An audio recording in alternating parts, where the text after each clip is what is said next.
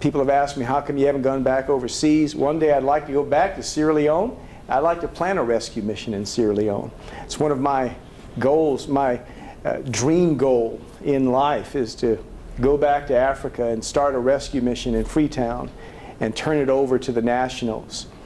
I love Sierra Leone, but Grand Rapids is my home now. And working at the mission has afforded me the opportunity to do some non-traditional things. In addition to over 200,000 hot meals last year, we've got a statistical report here chock full of all the numbers that it takes a whole sheet to put it all together.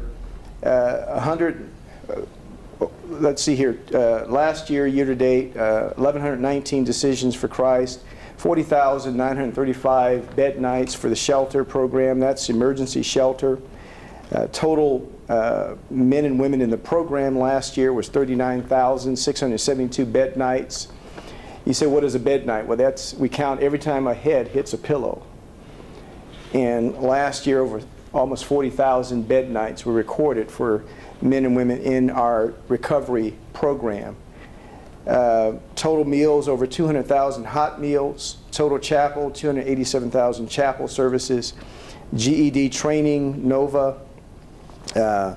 We have a camp out at Hopkins, a 180-acre camp that Mel Trotter owns. It has a lake on it.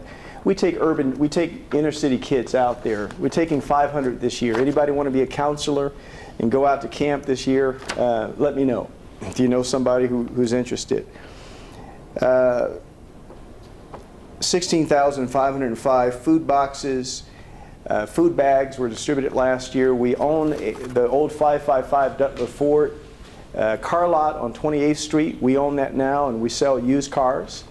If you've got a jalopy you want to get rid of, we'll take it off your hand. Even if it doesn't drive, we'll take it off your hands.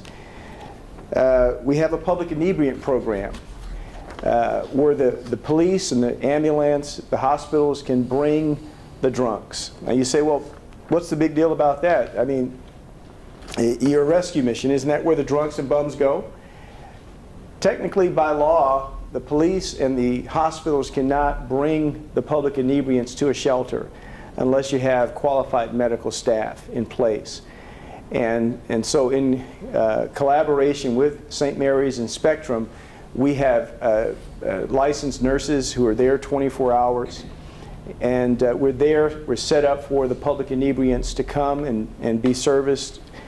And that takes us back to our founder, Mel Trotter, in 1900, started Mel Trotter Ministries, and he was a drunk. He had a conversion experience in the Chicago Pacific Guard mission and came up here and started Mel Trotter. Went on to start 60 other rescue missions from here to San Francisco.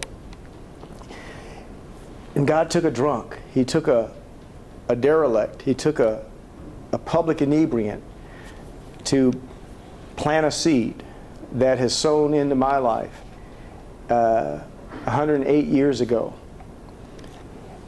And some of you in this room, I know you're contemplating public service. You want to be in the nonprofit sector. You want to make your life count for something good.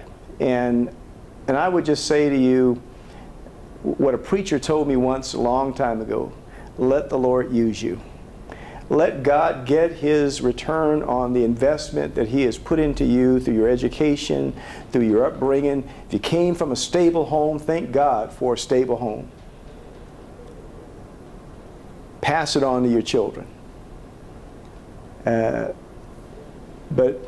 the call that He has on your life to serve in whatever capacity, do it with all your might. You said you work for the city of Wyoming. You're assistant to the city manager there. Wonderful job to be a public servant. Some of my best friends, Senator Bill Hardeman, Congressman Vern Ehlers, Judge Benjamin Logan, love those men dearly. They've invested into my life as well. In closing, I'd like to invite you to come down and visit the mission, have a meal with us every Tuesday. We have a President's Lunch. You get to see for yourself what it's all about. It'll do a lot more for you than my talk. just to come down and pay us a visit and see for yourself. Do you have any questions for me at this time? First, thank you. I didn't stick with my script at all. It was all written out, nice and neat, and I didn't do anything what I wrote down. So I apologize. You know, preachers do a lot of rambling sometimes, and I hope you got something out of what I said. Yes. What is the most dramatic turnaround story that you personally have seen? And was this individual somebody who was so down you'd never have thought they would have amounted to much, and they went on to be somebody who could actually contribute to the community and be a leader in their own right? We have quite a few of those, actually, those success stories, and every week we have a client share their story with the business community who comes down to the mission. I just heard a story yesterday from a woman who was a stone crack addict, and she left the mission. Initially, she was in the program because we wanted her to get her GED, and she didn't want a GED, and left the mission, came back, re-enrolled, and now she has her GED. She got her GED. She's so excited. Her kids are all professionals, but they threatened to disown her because of her crack addiction. And sitting there with her yesterday, seeing her clean and sober and in her right mind, free from her crack addiction, she knows that she'll never be completely immune from the temptation of crack. But to see her there yesterday, sitting upright and sharing with the business community about her story, to me, that's what it's all about. You spoke about meeting with the business community. You identify what you would term the business community. We have a fellowship. We call it Jonathan David. Now, I don't know how many Bible scholars we have in here, but in the Old Testament, there's a story about a man named David who was a king, and he had a buddy named Jonathan who was the prince of the city at that time. And God gave me this vision of bringing together the Davids and the Jonathans of this city. And for me, the prototype of the Jonathan are men like you, Ralph, and Gleaves, men like you, guys who are what I call, they're not average, pardon my expression, not average white boys off the street. We don't just go out and yank white guys off the street and say, hey, you're white, come on in here. So I asked God to give us the princes of the city to meet on a regular basis with the Davids of the city, men who've got incredible potential, but really won't realize it until they have a Jonathan in their life. And Jonathan and David, their hearts were knit together. And David had incredible potential. He was a giant killer, but he would not have succeeded in life had it not been for his friend Jonathan.